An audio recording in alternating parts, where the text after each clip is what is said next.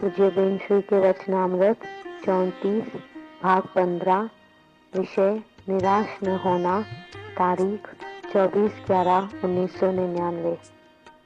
नमो अर्यंताणम नमो सिद्धाणम नमो आयर्याणम नमो वज्जायाणम नमो लोये सवसावणम नमो समय साराय स्वानुभूत्या चकास्ते चित्त स्वभावाय भावाय सर्वभावांतरचिले मंगलम भगवान वीरो मंगलम गौतमो गणि मंगलम कुंद कुंदार्यो जैन धर्मोस्तु मंगलम सर्वमंगल मांगल्यम सर्वकल्याणकारकम प्रधानम सर्वधर्माणम जैनम जयतु शासनम ओंकार बिंदु संयुक्तम नित्यम ध्यायन्ति योगिनो कामदम मोक्षदम चैव ओंकाराय नमो नमः।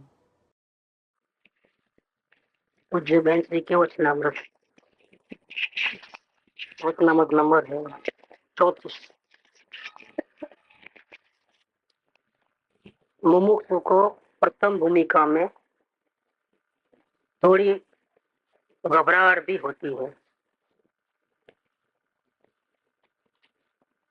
मूंझवण होती है, लेकिन वो इस प्रकार से घबराहट में नहीं आता है कि जिससे पूर्णता हो जाए, कुछ सूझे ही नहीं, अशांति फैल जाए, दिमाग काम न करे। उसको आत्मा का आनंद चाहिए, वेदन चाहिए, वो मिलता नहीं है। और बाहर में कोई पदार्थ में रस नहीं है, इसलिए बाहर उपयोग रखना नहीं है।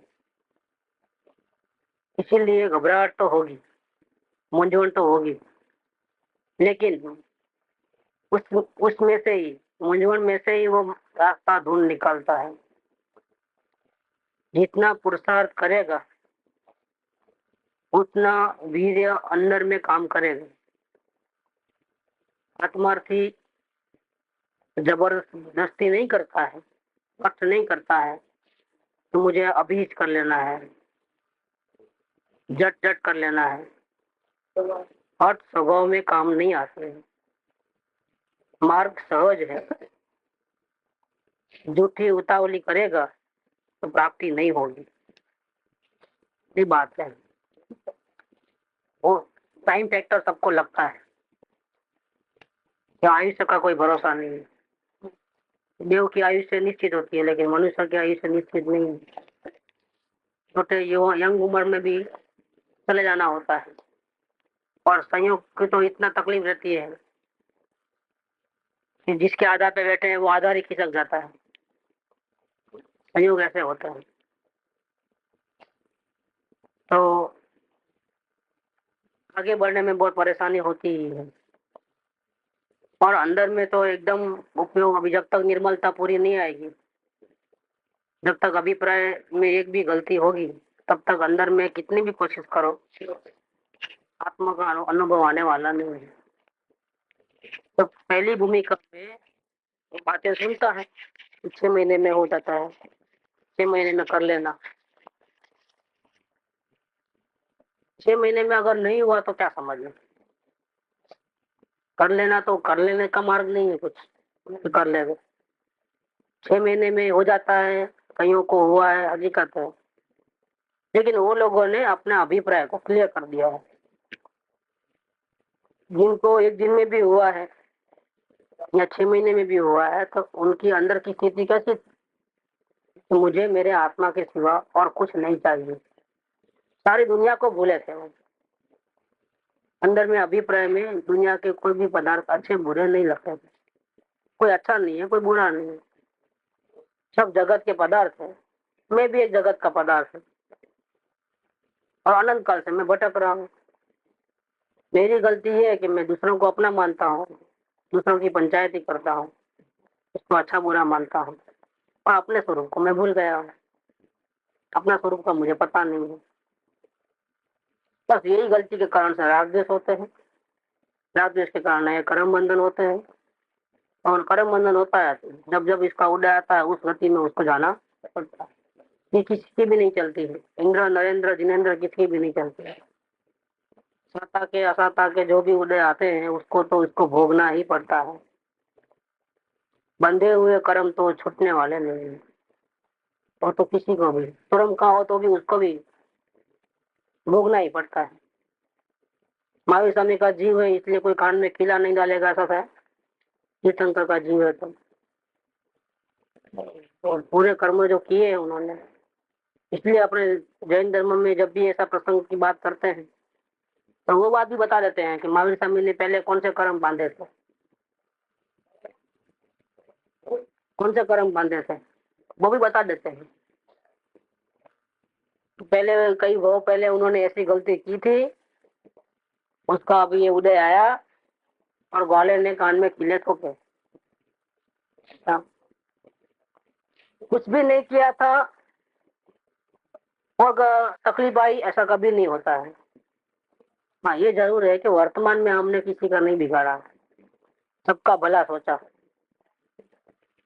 तो फिर भी तकलीफ आई। तो ये तकलीफ जो आई,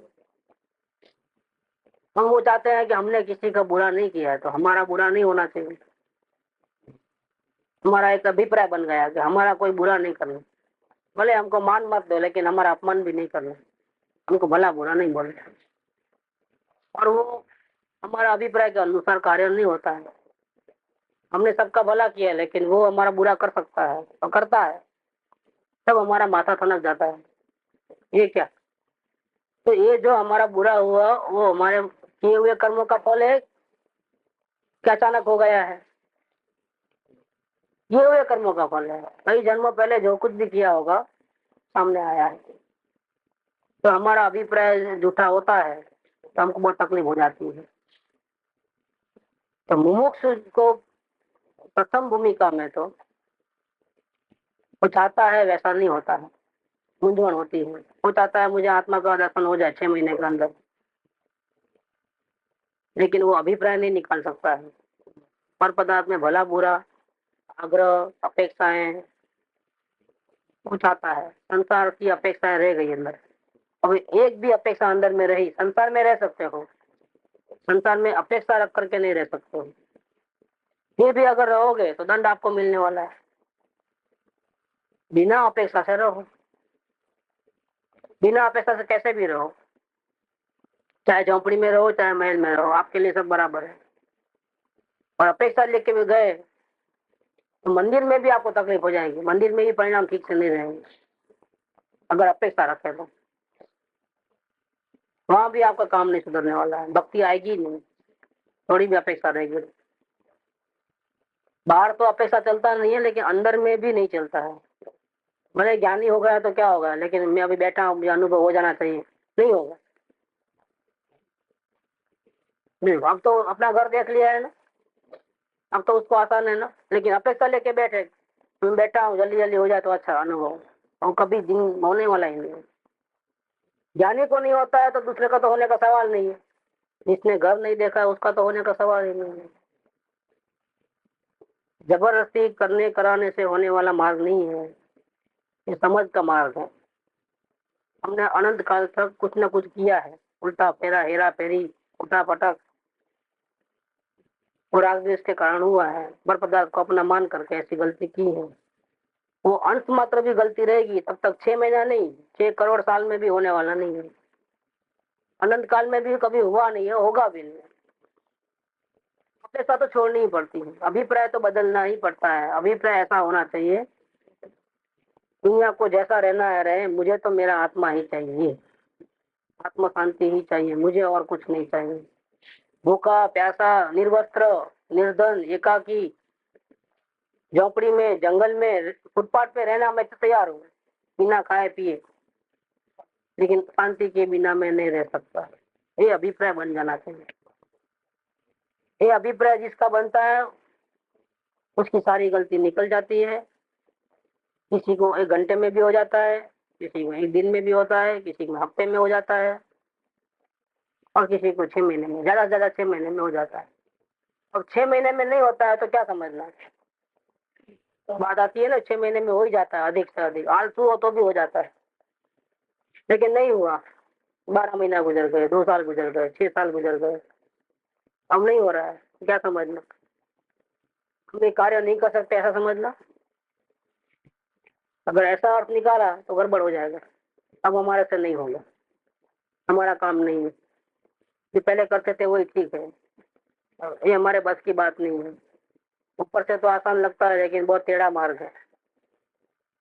हम ना इधर के रहे ना उधर के रहे, उससे तो पहले वाला था वही ठीक था। ऐसा करना तो ये नया झूठा अभिप्राय है क्या? अगर ऐसा समझा तो दूसरी गलती हो गई। एक तो गलती है अभिप्राय नहीं निकाला, वो अभिप्राय को ठीक नहीं किया, वो एक गलती हुई, इसलिए देरी लग रही है। दूसरा, अब ये टाइम ज्यादा निकल गया तो अब मेरे से नहीं होगा, अब मुझे नहीं करना है।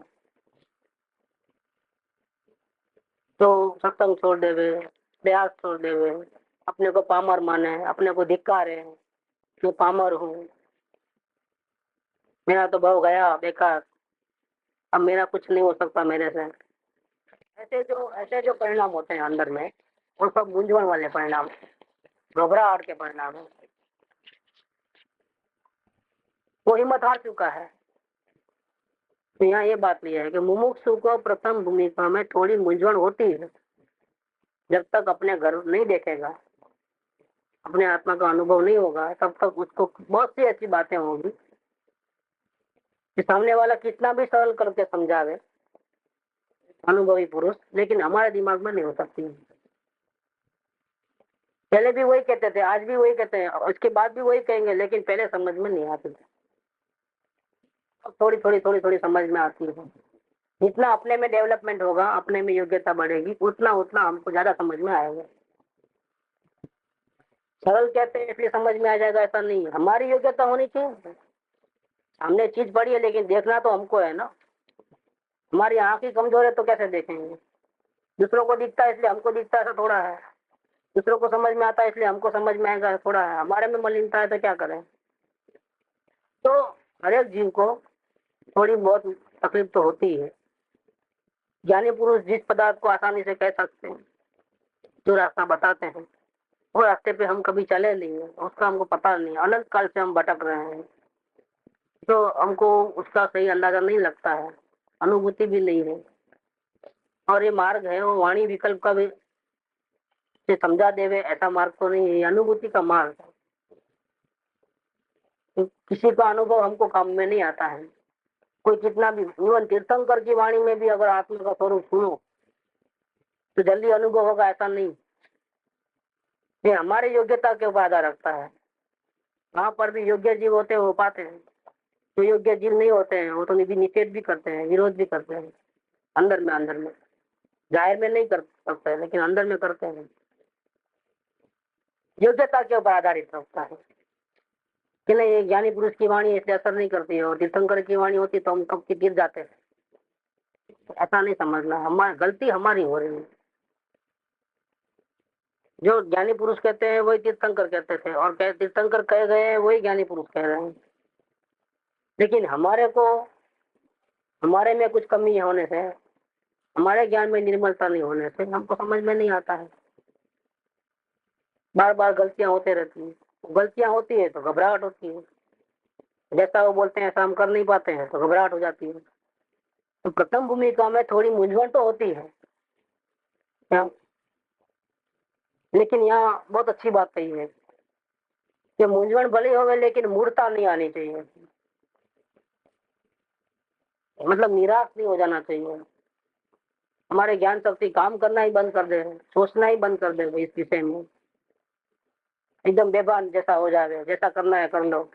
ऐसे बेभान आदमी, मूड माने बेभान, होश नहीं रहता है। ऑपरेशन करना रहता है तो क्या करते हैं, पहले बेहोश कर देते हैं, बेहोश करके फिर कुछ भी करो। ऐसे इतना घबरा जाता है कि प्रयत्न छोड़ देता है, तो अवलोकन जागृति छोड़ देता है तो क्या होता है, फिर बेहोशी में चलता है। फिर जैसा होता है होने दो, अभी अपने आप की बात तो है नहीं, हिम्मत हार गया हो, न इधर के रहे न उधर के रहे। तो यहाँ कहते हैं कि ऐसा नहीं करना, कि इतनी घबराहट नहीं होना कि जैसा कि हमारी जागृति छूट जाए, हम बेहोश हो जाए और अपने आप को बिल्कुल फाइट देना ही बंद कर देवे, प्रयत्न करना ही छोड़ देवे, प्रयास ही छोड़ देवे, सामने वाले संयोगों को अपने ऊपर हावी होने देवे। जो होता है होने देना, और अनुभव के बाद जो होता है वो होने देना। अभी नहीं चलेगा, एक भी गलती नहीं चलेगी। ज्ञानी पुरुष सेफ है और मुमुक्षु सेफ नहीं है। जब तक आत्मा का वेदन नहीं आया है तब तक इसका कोई ठिकाना नहीं है। कब गिरेगा, कब पलट जाएगा, कब चले जाएगा, कब आ जाएगा, कुछ ठिकाना ही नहीं रहता है। और ऐसे बहुत से जीव आ गए संपर्क में भी, उनका आना जाना लगे रहता है, क्योंकि जब तक आत्मा का अनुभव नहीं होगा तब तक वो निश्चित नहीं है। ना उनको अपने पे श्रद्धा है, ना सदगुरु पे श्रद्धा रहती है। भक्ति वगैरह रहती है, समर्पण भाव, सब उस भक्ति में जाता है। वो भक्ति सही नहीं होने पर भी उनको ऐसा लगता है कि मैं सही भक्ति है, सही समर्पण भाव है। हमको श्रद्धा नहीं होने पर भी, सच्ची नहीं होने पर भी लगता है कि हमारी श्रद्धा सच्ची है, इसलिए उनका कोई ठिकाना नहीं है। हाँ, वो ऐसा होने वाला है, क्योंकि जब तक आत्मा का अनुभव नहीं होगा ऐसे ही चलते रहेगा। परिणाम के उतार चढ़ाव आते हैं, कब जीव कब पालेगा और कब छोड़ के भाग जाएगा, किसी का कोई भरोसा नहीं। तो ये मूंझवण होती है, तो बेहोशी में चल रहा है, आंख बंद करके तीर चलाया, लग गया निशाने पे, कभी लग गया कभी नहीं लग गया। इसका मतलब ये नहीं है कि हमेशा हमारा तीर लग जाएगा, हमेशा हमारा काम हो ही जाएगा, ऐसा नहीं होता है। बेहोशी में कुछ भी करो, इसका कोई फुल मार्क्स नहीं। नकल करके आप फर्स्ट नंबर लाओ, कॉपी करके, तो क्या फर्स्ट टाइम गया आपका? दुनिया वाले तो बोलेंगे भाई पहला नंबर आया है, मार्क्स देख लो, रिजल्ट तो ये है। लेकिन हकीकत में आप फर्स्ट नंबर नहीं हुआ, कॉपी करके आया हुआ है, खुद ने मेहनत करके नहीं हुआ है। तो इसको मूंझवण होती है, लेकिन ऐसी मूंझवण नहीं होना चाहिए कि बेहोशी में फिर लगे तो लगे, नहीं लगे तो नहीं लगे, काम होवे तो होवे, नहीं होवे तो नहीं होवे। हम तो बस अपने आप से होने वाला नहीं है करके समझते, पामर समझ करके हिम्मत हार जाएगा, खत्म। ये हिम्मत हारने का मार्ग नहीं है। अगर हिम्मत हारेगा तो आउट, मार्ग से बाहर। तो ऐसी स्थिति में क्या करना चाहिए? काम नहीं हो रहा है, इतना सत्संग करने पर भी नहीं हो रहा है, इतना सुनते हैं फिर भी टेढ़ा चलना होता है, तो उसको जागृति में ज्यादा रह करके अपनी गलती कौन सी है वो ढूंढना चाहिए, अभिप्राय कौन सी गलती है। उसको ये समझना चाहिए कि मेरा काम करने की मेरे में पूरी ताकत है, ऐसा नहीं है कि मैं पामर हूँ। लेकिन ताकत कितनी भी होने पर भी गलत तरीके से इस्तेमाल करोगे तो कैसा होगा? तो काम होने वाला नहीं है। तो सही तरीके से कैसे करना, और क्या ऐसी गलती हो रही है वो ढूंढने में लगना। ऐसा नहीं समझना कि अब मैं पामर हूँ, मेरे से नहीं होगा, अब खत्म, मेरे मनुष्य बो गया, ये तो कहाँ फंस गए, ना उधर के ना इधर के, ऐसा ऐसा नहीं समझना। ये समझना कि जरूर मेरे में कोई ऐसी गलती हो रही है जिसको मुझे पता नहीं चल रहा है। तो अपने को और सावधान होकर के एक एक परिणाम को चेक करना है, कहाँ हमारी गलती है। आत्मा के अलावा, आत्म शांति के अलावा और मुझे क्या चाहिए? कोई अपमान नहीं करे, खाने को अच्छा मिले, पीने को अच्छा मिले, सब इज्जत से बात करे, इज्जत नहीं जावे, कुटुंब परिवार में सब सुखी रहे, कोई झगड़ा झगड़ी नहीं करे, वहां से पैसा आ जावे, वहां से ये हो जाए, यहाँ से ये हो जाए। ये क्या चाहिए? क्या चाहिए हमारे? आत्म शांति के अलावा और क्या चाहिए? तो हमारे को शांति से अपने परिणाम को चेक करके वो गलती को ढूंढ निकालनी, और गलती मिले तो अगर हमको ऐसा लगता है कि ऐसी गलती मालूम है फिर भी दोबारा तिबारा चौथी बार ऐसा हो रही है, तो एक बहुत बड़ी बात समझ लेना है। परिणाम के अवलोकन से गलती मिल जाती है, क्योंकि इसमें चेक यही करना है कि आत्मा के अलावा और क्या चाहिए हमारे, क्या इच्छा है हमारे को, तो इजी मालूम पड़ जाएगा। अब वो गलती बार बार रिपीट हो रही है। अगर किसी का ऐसा होता है जानने के बावजूद भी, पता लगने के बाद भी वो गलती जाती नहीं है। तो एक बहुत बड़ी बात करना चाहिए, ये जनरली हम लोग नहीं करते हैं। ये काम हमको फौरन कर लेना चाहिए अगर जल्दी से आगे बढ़ना है। ना हिम्मत तो होना ही नहीं है। ये बोल इसलिए कहा है, ये बोल इसलिए है कि जीव नाराज, ना हिम्मत हो जाएगा तो ठीक नहीं है। ना हिम्मत होगा तो गलती हो जाएगी। अपने को पामर मान लेगा, नहीं काम हो रहा है तो भी गलती हो जाएगी। पामर मानने का सवाल नहीं है, ताकत पूरे पूरी है। अभी भी पलटी मारे तो 1 सेकंड में सबसे आगे निकल सकता है। तो इसीलिए वो मार्गदर्शन दिया है इधर। काम नहीं हो रहा है तो निराश नहीं होना, गुस्सा को कम नहीं करना, अपने को पामर नहीं मानना, लेकिन शांति से अपने आप को पूछना और तलाश कि मुझे आत्मा शांति के अलावा और क्या चाहिए। और शांति से देखेगा तो पता चल ही जाएगा। चल जाने के बाद तो गलती निकल जानी चाहिए, लेकिन नहीं निकलती है। नहीं निकलती है तो क्या करना चाहिए?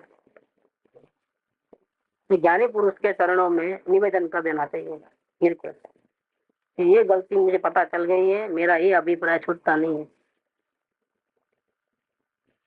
अभी मेरा तो, मैं कितनी भी कोशिश करे तो ये होने वाला नहीं है मेरे से। गलती मिटाने की कोशिश भी की लेकिन नहीं हुआ है। अभी तो आप ही कुछ रास्ता निकालो।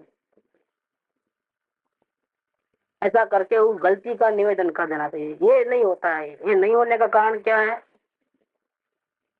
क्या समझेंगे? अब तक तो मैं मुमुक्षु के लेवल में मुमुक्षु समझ रहे, मुमुक्षु में से भी गया भी था। ऐसी गलती करते हो तो कि मेरी इज्जत चले जाएगी, मेरे को अपमान करेंगे, मेरे को साथ छोड़ देंगे मेरा। तो ये मान जो है वो आड़े आता है। मानादि शत्रु महा नीच छंदे, हमारी इज्जत चले जाएगी अगर हम गलती बताएंगे। क्या भाई, गलती बताना है तो किसके लिए बताना है? तो अगर बता दोगे और वो गलती निकल जाएगी, निकलती नहीं। अगर स्वयं से निकलती हो तो बताने की कोई जरूरत नहीं है। और निकालने का प्रयत्न करने कर लो आप, और नहीं निकलती है तो फिर और तो कोई रास्ता नहीं रहा है। बता दोगे और कोई रास्ता मिल जाएगा निकालने का उनको, तो इसमें फायदा किसका होने वाला है? थोड़ी बहुत अपने को ऐसा लगे कि भाई हमारा इज्जत गिर जाएगी, ऐसा लगे, हमारी नजर में ऐसा लगता है, लेकिन इज्जत गिरा करके भी फायदा क्या होने वाला है? अगर इज्जत बचाने के लिए अगर हम नहीं बताते अपने दोस्तों को, इसका मतलब साफ हो गया कि हम इज्जत को चाहते हैं, आत्मा को नहीं चाहते हैं। हमारे लिए आत्मा की वैल्यू कम और इज्जत की वैल्यू ज्यादा है। जब ऐसा होगा तो अभिप्राय ही झूठा है। अभिप्राय में ऐसा होना चाहिए कि मुझे आत्म शांति के अलावा कुछ नहीं चाहिए। इसके बदले क्या होगा कि नहीं, लोगों की नजर में मैं ठीक रहना चाहूँ, मुझे मालूम है गलती कैसे है, लेकिन मैं कैसे बताऊं, क्या समझेंगे लोग? लोगों की नजर में मान सम्मान लिया है, बहुत बड़े बने हैं, इज्जत लिया है, तो मान लिया है, तो अभी अपमान लेने की ताकत नहीं है हमारी। लोग क्या समझेंगे? और लोग क्या भी समझेंगे, लेकिन तुम्हारी गलती अगर बताने से निकल जाती है तो सुखी कौन होगा? शांति किसको मिलेगी? आत्म शांति की वैल्यू ज्यादा है कि मान की वैल्यू ज्यादा है कि इज्जत की वैल्यू ज्यादा है, किसकी वैल्यू ज्यादा है? ये सब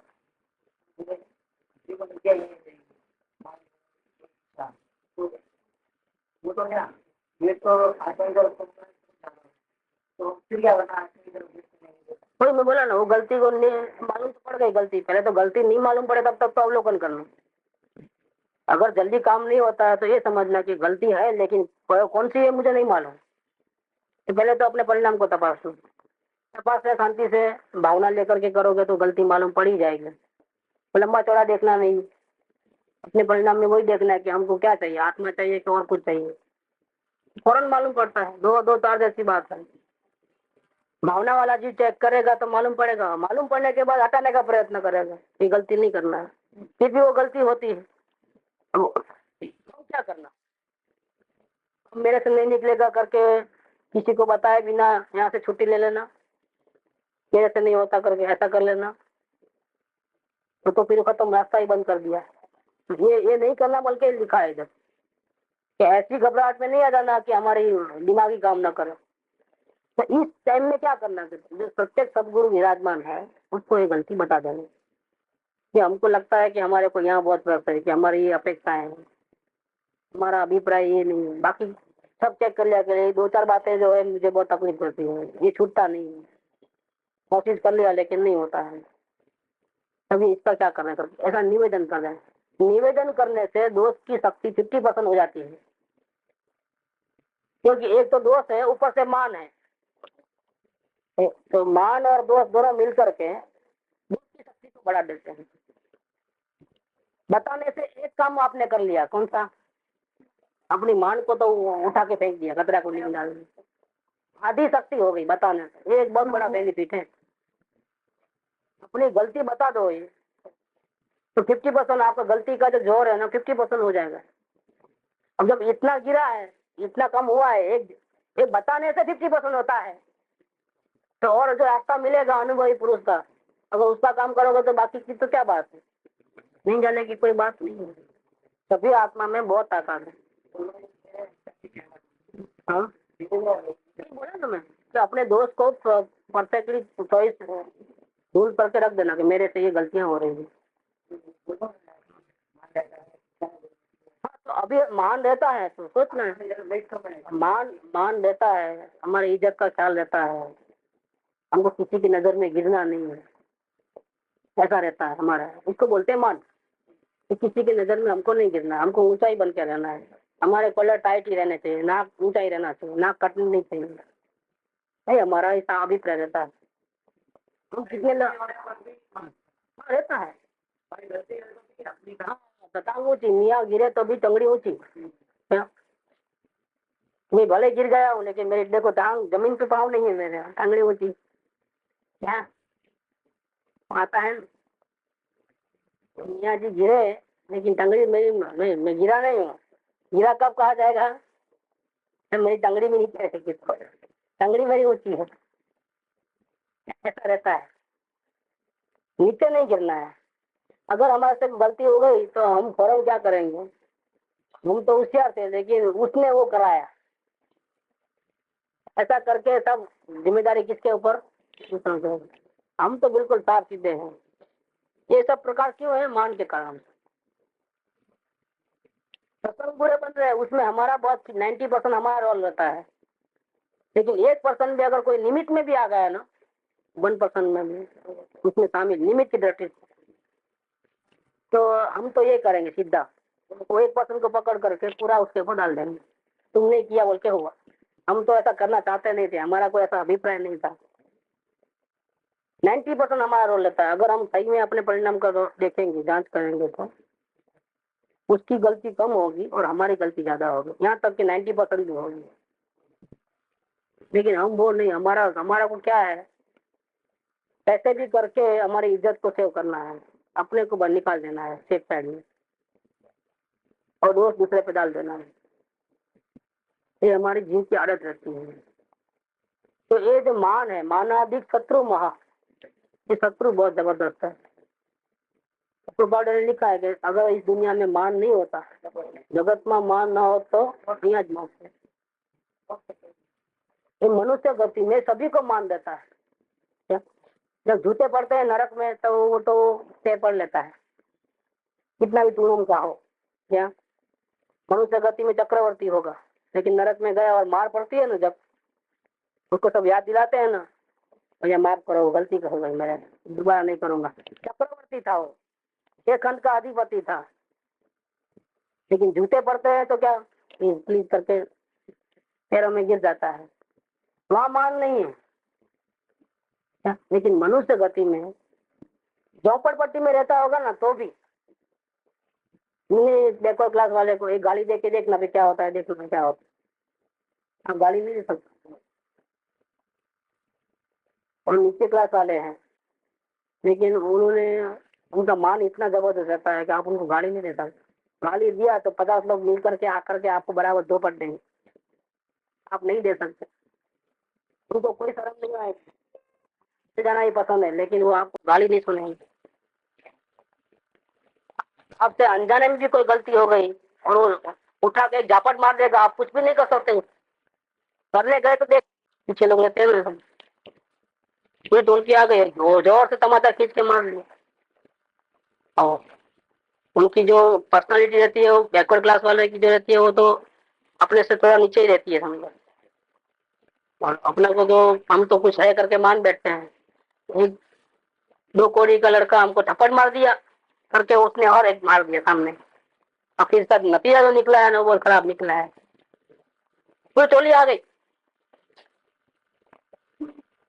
टोली ने मारा पीटा, कुछ नहीं कर सकते आप। ये सब मान का प्रकार है। तो मान जो है ना बैकवर्ड क्लास वाले को ही मान रहता है। मनुष्य गति में मुक्ति क्यों नहीं होती? तुम सीधे रास्ते पे चाल क्यों नहीं सकते हैं?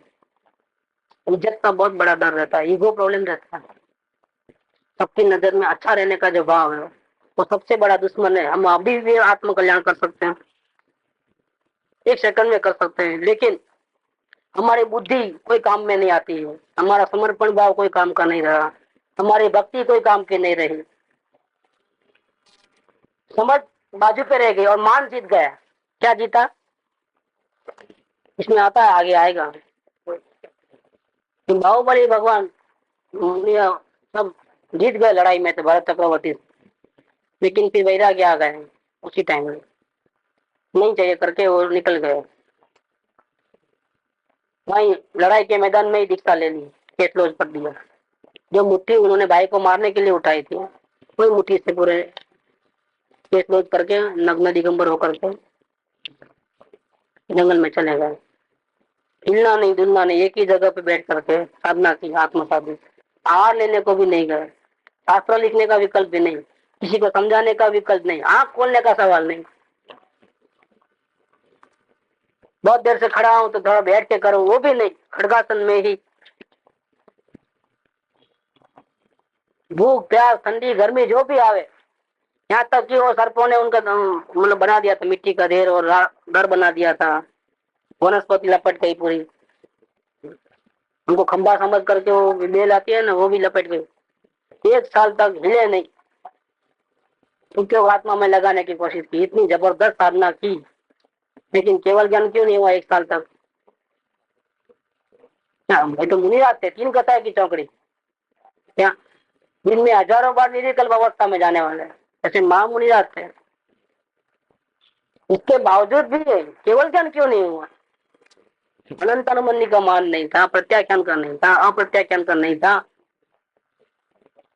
दूसरे सारे कसाय नहीं थे। एक कौन रोक रहा था? संजुलन कसाय का मान रोक रहा था। ये मान कितना खतरनाक है। क्या सारी गलती मिट गई, अब एक छोटी सी गलती के कारण रुक गया, छोटी सी गलती, तो छोटी गलती के कारण से अपने आत्मा का दर्शन नहीं होंगे, आयुष्य पूरा होगा, फिर क्या होगा? अनंत काल का चक्कर वापिस। तो हमको वो ऐसा मान रखना अच्छा है कि मान छोड़ देना अच्छा है? हमारे हित में क्या है? हमको किससे फायदा होगा? हमको शांति कैसे मिलेगी? हमारा मनुष्य जन्म सफल कैसे होगा? बस वो इतना ही सोचने का है। अगर आप बुद्धि वाले हो तो क्या डिसीजन होगा आपका? अगर आप सही लेखा जोखा करने वाले हो तो क्या करोगे? आत्म शांति को मुख्य करोगे कि मान को मुख्य करोगे? गलती तो मालूम हुई वो अच्छा हुआ, लेकिन अभी अभी सोचना है कि वो गलती को रखना है कि आत्म शांति को प्रमुख करना है। फायदा हमारा किस में है? बस फायदा नुकसान देख लो। अनंत काल तक फिर भटकना है, दर दर की ठोकरें खाना है, कि अभी वो निकाल देना? क्या करना वो सोच लेना। बस इतना अगर जीव ने विवेक कर लिया, अगर मन मिला भी इसलिए इसलिए मन वाले प्राणी को आत्मज्ञान होने का यही कारण है। कंडीशन क्यों? सभी जीव में शक्ति तो बराबर है, चाहे निगोद का जीव हो चाहे सिद्ध भगवान का जीव हो, सर्व जीव से सिद्ध सम, शक्ति सब में समान है। फिर ये कंडीशन क्यों कि जो जिसको मन है उसको ही आत्मज्ञान होगा, दूसरों को नहीं होगा? ये क्यों कंडीशन क्यों? कि गलती को मन नहीं देखता है, गलती को तो ज्ञान देखता है। क्या मन तो फंसाने का काम करता है, गड़बड़ कर कर। ज्ञान ने विवेक लिया, गलती को देखा, लेकिन मन बोलेगा ऐसा सब लोग करते हैं, अब क्या है इसमें? थोड़ा बहुत रहा तो क्या तकलीफ है? तो मन बोलेगा, मन भटकाएगा, और वही मन है जो भटकाना बंद करेगा। विवेक का काम कौन करता है? मन कर, मन के माध्यम से ज्ञान करेगा, ज्ञान गाइड करेगा, समझ में समझ बैठेगी, ज्ञान में समझ आएगी, तो मन भटकाना बंद कर देगा। इसलिए मन वाले को पता है, मन ही वो उल्टा सोच सकता है और मन ही विवेक करके उल्टा चल सकता है। अब आपके सामने दो आ गया पॉइंट, एक बाजू आत्मा है, एक बाजू मान है,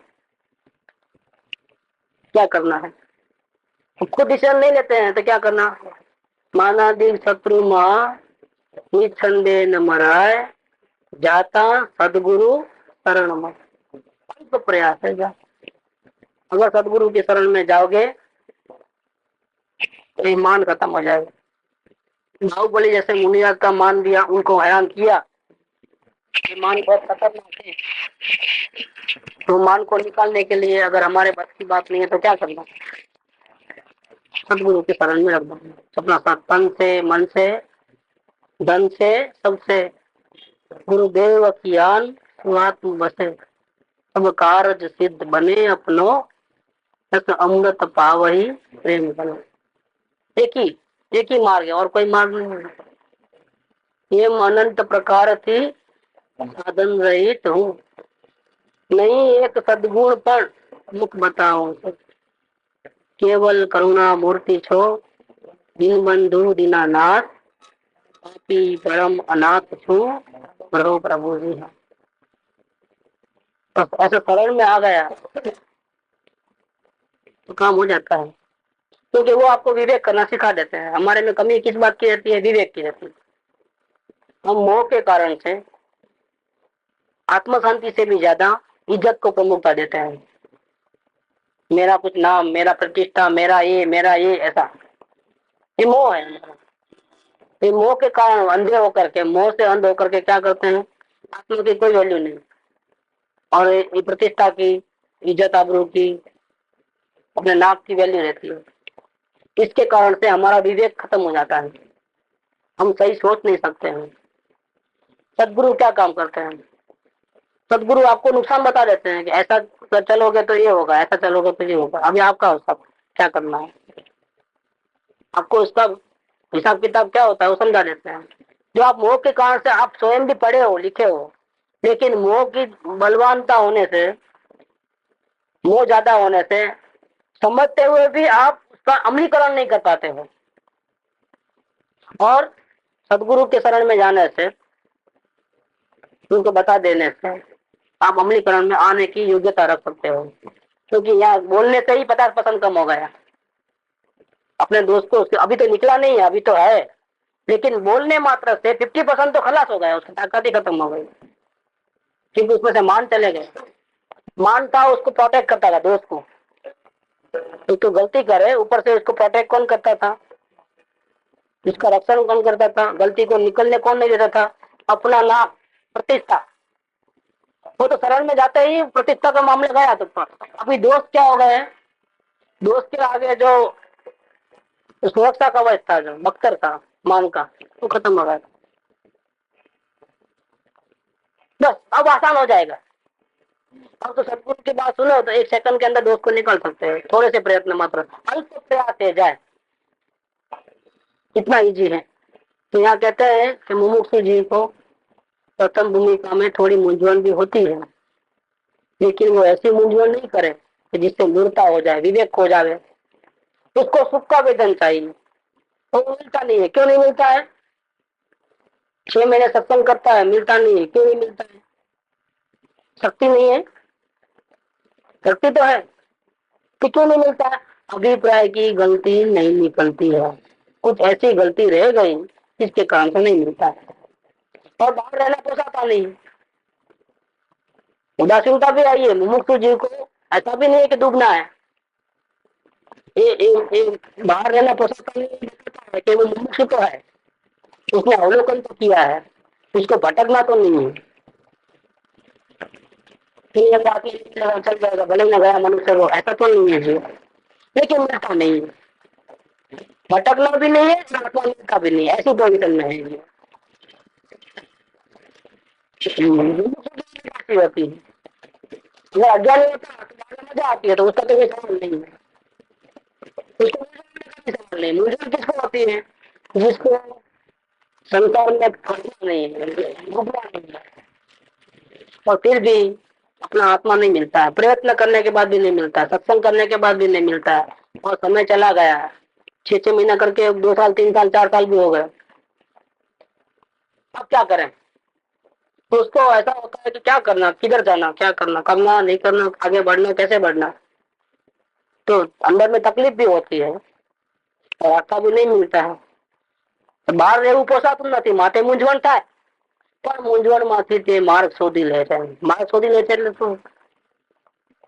कि कितना भी रास्ता नहीं मिलता है, घबराहट होती है, तो भी वो अपने विवेक को खोता नहीं है, अपना अवलोकन चालू रखता है। इस अवलोकन के अंदर वो तपास करता है। क्या तपास करता है? कि मुझे आत्मा चाहिए, कि मुझे जगत के कोई पदार्थ में इंटरेस्ट है, मुझे क्या चाहिए, मेरी इच्छा क्या है। तो बहुत आसानी से तपास लेगा वो। जहाँ रुचि होगी वहीं उपयोग जाएगा, वहीं बार बार उपयोग वहां चले जाएगा। नहीं जाना है, आत्मा में रहना है, फिर भी उपयोग वहां जाएगा ही जाएगा, क्योंकि रुचि हमारी बाहर है, तो उपयोग अंदर में आ ही नहीं सकता है। तो उसको चेक करना बहुत आसान है कि उपयोग कहाँ गया हमारा, किधर किधर गया, किस किस को देखा, क्यों, कोई इंटरेस्ट था हमारा, ऐसे ही चले गया था। बहुत आसानी से पता चल जाता है कि आत्मा चाहिए कि और कुछ चाहिए। ऐसा करके वो भले ही कितना भी घबराया हुआ हो, टाइम चले गया हो, और ऐसा लगता हो कि शायद मेरे से नहीं हो पाएगा, ऐसा भी लगता हो, घबराहट होती हो, तो भी वो अपने विवेक को नहीं खोता है। अपना उपयोग को चेक करके, तपास करके, हमारी कौन सी गलती होती है, कहाँ रहते वो ढूंढ लेता है। गलती को मार्ग शोधी लेते मतलब गलती को ढूंढ लेता है। बस गलती ढूंढने के बाद तो आसान है। एक दफे गलती मिल गई तो बहुत आसान है। જેટલો પુરુષાર્થ ઉપાડે એટલું વીર્ય અંદરમાં કામ કરે। ये कौन सा पुरुषार्थ? वो नहीं लिखा है क्लियर। नहीं, पुरुषार्थ माने क्या, उठा पटा करना है कि नहीं? अभी गलती नहीं निकलती, जाओ रोज दर्शन करना कंपलसरी है। अब भगवान का मुंह देखे बिना पानी भी नहीं पीऊंगा, 2-4 घंटा स्वाध्याय तो करूंगा ही करूंगा, 500 स्वाध्याय। आटे पाकी को उपवास करूंगा, रात को खाऊंगा ही नहीं, चाहे प्राण चले जाएगा। साल में इतनी यात्रा तो करूंगा ही करूंगा, इतना दान दे दूंगा। ये पुरुषार्थ नहीं। भक्ति रोज सुबह शाम 3 बार होगा, भक्ति करूंगा गुरुदेव की। ये पुरुषार्थ। पुरुषार्थ माने क्या? क्या पुरुषार्थ करना है हमारा? જેટલો પુરુષાર્થ ઉપાડે એટલું વીર્ય अंदर काम करे। कौन सा पुरुषार्थ करना है? तो नहीं, आत्मा के बारे में चिंतन मनन करना, ये पुरुषार्थ? ना, पुरुषार्थ नहीं होता है। पुरुषार्थ अगर जीव करे तो किसी का आधार नहीं चाहिए हमें। 5 इंद्रियों का भी नहीं, मन का भी नहीं, देव गुरु शास्त्र का भी नहीं, आधार नहीं। गाइडेंस भले ही हो गए उनका, लेकिन पुरुषार्थ के अंदर अगर सही पुरुषार्थ है तो आधार किसका रहता है? सिर्फ ज्ञान का आधार जो अपने पास है। ज्ञान अगर काम करते वक्त अगर दूसरे किसी का भी आधार लिया, देवगुरु शास्त्र का लिया, भूतकाल में सुनी हुई बात का लिया, अच्छी अच्छी बातों का, सत्संग का लिया, या मन का सहारा लिया, पुरुषार्थ करते वक्त, प्रयोग करते वक्त, तो प्रयोग सक्सेस नहीं होगा। ये सब साधन मात्र, बाह्य साधन मात्र, सपोर्टिंग लेवल है, और निमित्त की भूमिका में है। वो अपना रोल कर रहे हैं, लेकिन उपादान जागृत होवे तो काम आवे।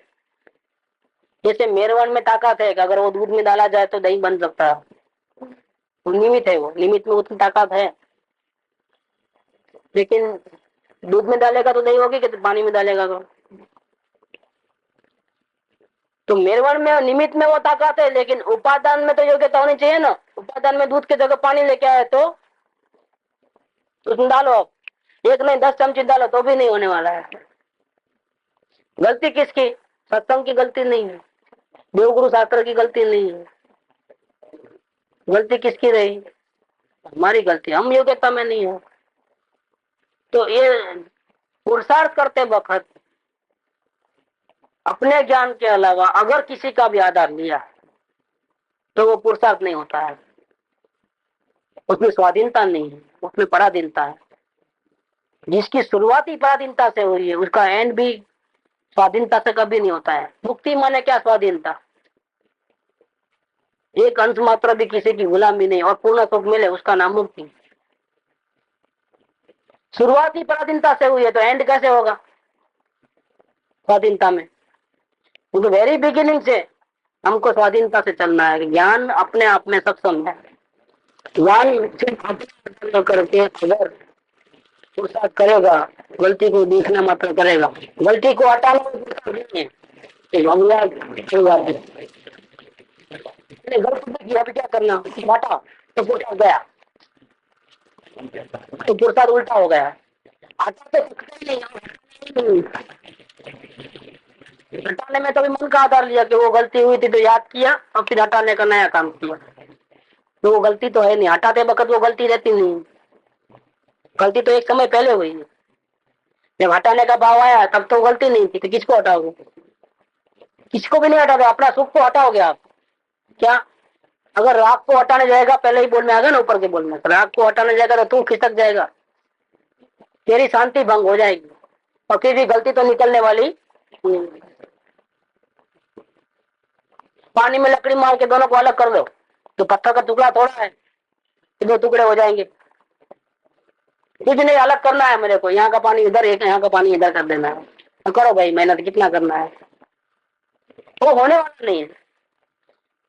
जैसे राग को हटा नहीं सकते, राग को हम देख सकते हैं, जान सकते हैं, उसको भिन्न कर सकते हैं, लेकिन हटा नहीं सकते। हटाने का तो पुरुषार्थ नहीं हुआ तो फिर उल्टा पुरुषार्थ होगा, देखना मात्र रहा। तो जेटलो पुरुषार्थ करे एटलू वीर्य अंदर काम करे। जितने हम ज्ञाता दृष्टा भाव में रहेंगे, जो गलती गलती को देखना वो ज्ञाता दृष्टा भाव, और फिर गलती को देखते रहना तो भी ज्ञाता दृष्टा भाव। पहले वाला जो बात था वो ढूंढने वाली बात था कि भाई मेरा कारण क्या है कि क्यों मैं अंदर में आत्मा को नहीं देख पाता हूँ, तो गलती मिली। लेकिन अब क्या करना? गलती मिली तो रोना धोना, पश्चाताप करना, दोबारा नहीं करूंगा, निर्णय करना, सब उल्टा पुरुषार्थ। गलती को हटाने देखने के लिए भी ज्ञान चाहिए, तो गलती को हटाने के लिए भी ज्ञान का ही चाहिए उपयोग। गलती को देखने के लिए भी ज्ञाता दृष्टा भाव और गलती को हटाने के लिए भी दूसरा रास्ता नहीं है, एक ही रास्ता है। जब तक उसको राग का कारण तो वो तो अपनी सिचुएशन व्यक्त करेगा, तो जो भी सिचुएशन होगी वो व्यक्त करेगा। तो उसको नहीं मालूम पड़ता है तो गुरु के सहारे में, तो गुरु को तो मालूम पड़ता है कि वो कहाँ रुका हुआ है।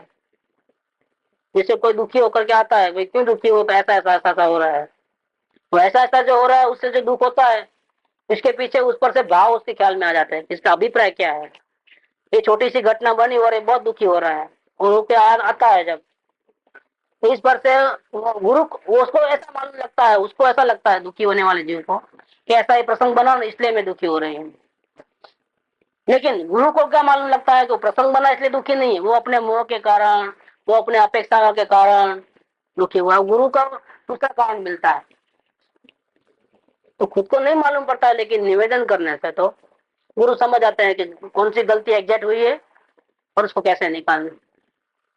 अज्ञानी जी तो प्रसंग नहीं बने उसके लिए उसके जो कारण निमित्त होंगे उसके ऊपर उसकी नजर रहती है, गलती वो लोगों की है, उसने ऐसा क्यों किया, ऐसा प्रसंग बनना ही नहीं चाहता, वो उसको सुधारना चाहता है, वो निमित्त को सुधारना चाहता है। और सदगुरु किसको सुधारना चाहते हैं? वो निमित्त की तो बात ही नहीं है, किसी का दोस्त तो है ही नहीं। क्या तुम दुखी हुए, तुम्हारा दोस्त तो एक अन्याय ही है, अन्याय नहीं है, न्याय है। तो वो तो आया शिकायत लेकर के, शायद जिसकी शिकायत लेके आया उसको डांटेगा, पनिशमेंट देगा, उसको लकड़ी मारेगा, उसको सस्पेंड कर देगा, अभी आना नहीं तुम यहाँ सत्संग में, गेट आउट, तुम ऐसी गलती की दोबारा नहीं आना। कैसे ज्ञानी हो तुम, दूसरी भक्ति करते हो, धोखा देते हो, गेट आउट। वो ऐसा समझ के आया, शिकायत किया, लेकिन क्या करे, यहाँ किसी को सस्पेंड नहीं किया जाता है, किसी को पनिशमेंट नहीं दी जाती है, उल्टा उसको तो कुछ बोलते नहीं और उसको ही बोलते हैं, क्या अन्याय नहीं है?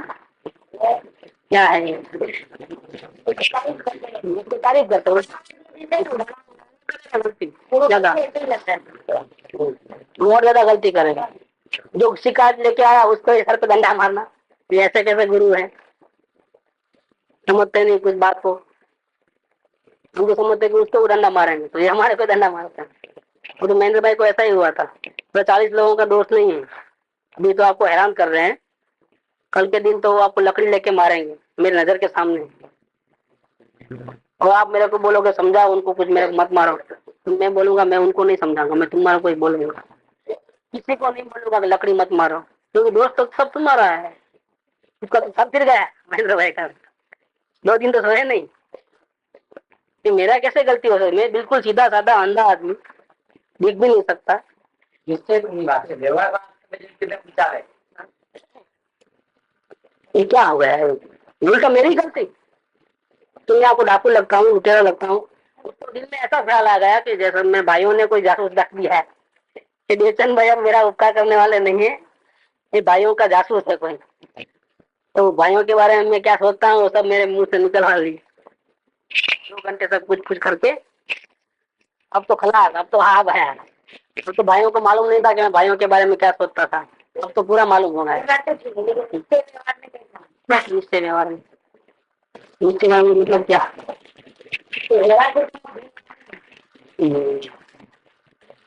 भूल अभिप्राय से की जाए तो भूल है, तो उसकी सजा किसको मिलेगा? अगर व्यवहार से भी अगर वो भूल है, मानो चलो उसने गलती किया, किसको भोगने का? वो गलती कर्म किसको बंदे भोगेगा? कौन?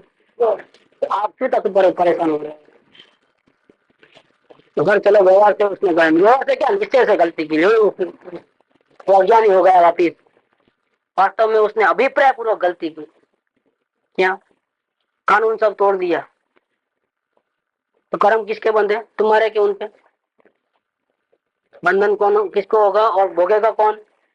तो वो भोगेगा, उसका बंधन होगा। तुम क्या को हैरान हो रहे हो, परेशान हो रहे हो? तुम क्यों आकुलता करके नया कर्म बांध रहे हो? तो उसकी तो गलती व्यवहार से हो चाहे निश्चय से, हमको क्या लेना देना है? हमको पीड़ा नहीं होनी चाहिए। बस मोह पड़ा है, मोह के कारण आकुलता हो रही। हमारा दुश्मन वो चीज नहीं है, हमारा दुश्मन हमारा मोह है। अगर हम मोह को निकाल देवे तो हम शांति से हैं, कोई हमको हैरान नहीं करेगा। दुनिया में अच्छा बोलने वाले भी है, बुरा बोलने वाले भी है, गालियां देने वाले भी है, क्या झूठे आरोप लगाने वाले भी होते हैं। हमारे पूर्व कर्म हमको कहीं छोड़ने वाले नहीं। जंगल में जाओगे तो वहां भी हमारा पीछा नहीं छोड़ेंगे। हमने किसी का अपमान भूतकाल में किया है तो वो हमारा अपमान करेगा ही करेगा, हम चाहे साधु महात्मा क्यों नहीं बने। महावीर स्वामी ने किसी का क्या बिगाड़ा था जो ध्यान में बैठे थे तब? वो तो अपने आत्मा का ध्यान करते थे ना। भगवान आया मेरे गाय का ध्यान रखना, तो उन्होंने कमिटमेंट दिया था कि हाँ मैं ध्यान रखूंगा। उन्होंने ऐसा कहा था तुम जाओ कोई बात नहीं है, मैं ध्यान रखूंगा तुम्हारे गायों का। कोई कमिटमेंट नहीं था, वो तो अपने ध्यान में लीन था। तो वापिस आया तो गाय नहीं थी, तो वो कान में कीले ठोकने लगा। वो उनकी थोड़ी गलती थी, उन्होंने थोड़ा बोला। उन्होंने किसी का कुछ नहीं बिगाड़ा था, फिर भी उनके कान में कीले क्यों? ये समझना है। अगर हम जैन धर्म को समझते हैं, कर्मों की थियोरी को समझते हैं, तो इस पर से ही हमारे को मालूम पड़ता है कि हमारा कोई दुश्मन नहीं, हम ही हमारे दुश्मन है। हमने जैसे बीज बोए थे वैसा हमारे सामने आया है। अब क्या करना है? अभी भी हमको हमारे बुद्धि से चलना है, स्वतंत्र से चलना है, कि ज्ञानी पुरुष के बताए हुए वितराग के रास्ते पे चल करके सुखी हो जाना है? उनको क्या करना? डिसीजन हमारा है, कोई जबरदस्ती तो करेगा नहीं हमारे। तीर्थंकर भी हमारे पे जबरदस्ती नहीं कर सकते, कर सकते हैं? और हम मानने वाले हैं, और किसी की भी नहीं मानने वाले। तो यहाँ पर इस मोल के अंदर निराश होने की बात नहीं है, मूंझवण होगी तो बात नहीं। अगर आप सही मुमुक्षु हो तो इस मूंझवण में से भी आप रास्ता निकाल लोगे। रास्ता निकाल लोगे मैंने क्या, गलती को ढूंढ लोगे, और गलती को ढूंढने के बाद हटाओगे नहीं। જેટલો પુરુષાર્થ ઉપાડે એટલું વીર્ય અંદરમાં કામ કરે। बस ये पुरुषार्थ का जो रियल जो विधि है ना, वो नहीं मालूम लोगों को। वो गलती देखते नहीं, और देखे तो हटाने लग जाते हैं और दूसरी गलती करते हैं। ये पुरुषार्थ नहीं है।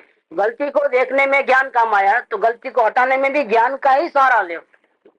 स्मरण का, डिसीजन का कोई जरूरत नहीं है किसी की सहारा लेने की। आप ज्ञान के आधार से देखते चले जाओ, ज्ञान की अपने आप आ जाती है।